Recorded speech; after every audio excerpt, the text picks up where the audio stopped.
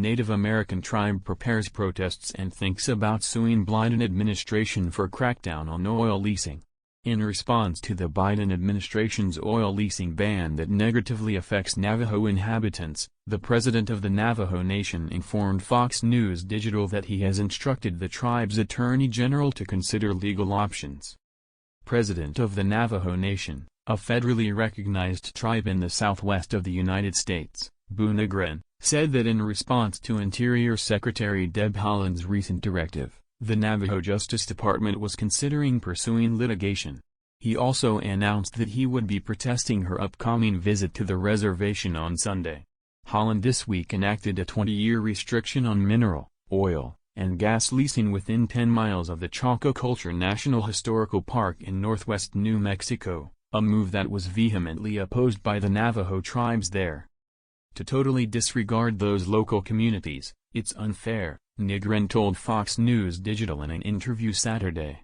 There's no need to celebrate putting people into poverty, to celebrate undermining the Navajo Nation's sovereignty, undermining everything that comes into working with tribes, in this case, Navajo Nation. I tasked the Attorney General to look into all our options, because I want to be doing justice for the local community, he continued.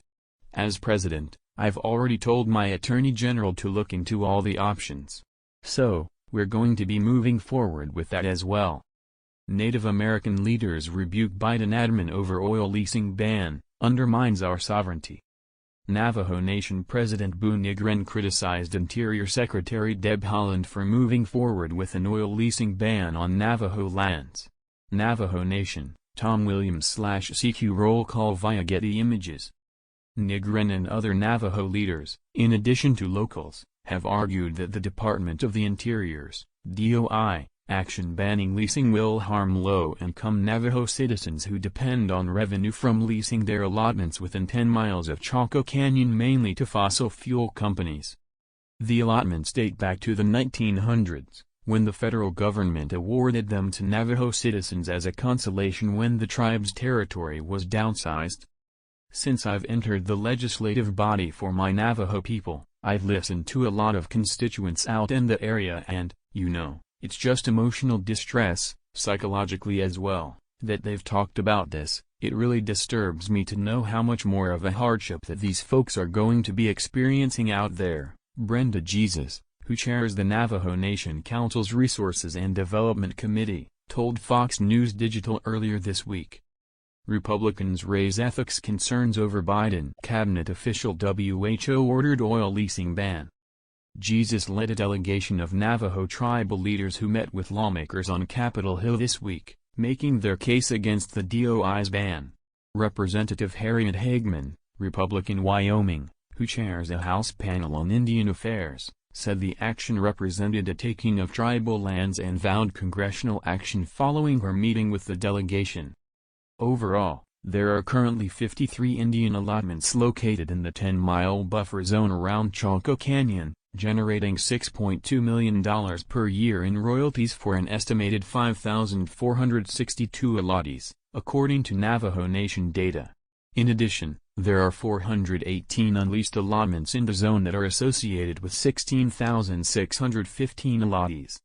According to the Western Energy Alliance, an industry group that represents oil and gas producers in the area, Navajo members will lose an estimated $194 million as a result of Haaland's actions. Today marks an important step in fulfilling President Biden's commitments to Indian country by protecting Chaco Canyon, a sacred place that holds deep meaning for the indigenous peoples whose ancestors have called this place home since time immemorial, Interior Secretary Deb Haaland said on June 2. Pyeongchang/Media News Group/The Denver Post via Getty Images.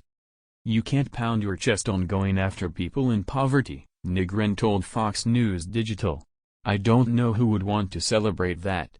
Personally, I think I don't know, you got to not have a heart if you're going to put people that are already impoverished in third world country conditions and barely have enough to pay for gas, food, laundry, the daily necessities, to put them into an even tougher situation. To me, I don't know how anybody could sleep with that thought, he said. Come to Navajo. It's tough.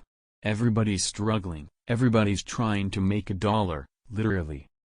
Biden admin hit with lawsuits for hiding communications involving cabinet secretary's daughter. Holland is expected to visit Chaco Canyon on Sunday to celebrate the action.